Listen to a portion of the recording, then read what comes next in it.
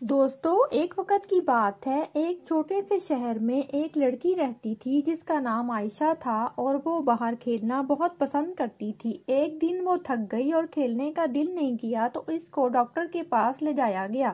Doctor نے اس کا دل اور پیٹ چیک کیا اور کہا، تمہیں زیادہ نیند، صحت مند کھانا اور ورزش کی ضرورت ہے۔ عائشہ نے وعدہ کیا کہ وہ زیادہ پھل سبزیاں کھائے گی اور زیادہ پانی پیے گی۔ اس نے کھانے سے پہلے اپنے ہاتھ دھونا شروع کر دیے تاکہ جراثیم دور رہیں۔ جلد ہی عائشہ بہتر محسوس کرنے لگی اور اسے بہت زیادہ توانائی مل گئی۔ اس کی ماں نے اسے بتایا کہ جب وہ تھکن محسوس کرے تو آرام کرے۔ وہ اپنے دوستوں کے ساتھ روزانہ کھیلتی، دوڑتی اور اچھلتی اور عائشہ نے سیکھا کہ اپنے جسم کا خیال رکھنا کتنا ضروری ہے۔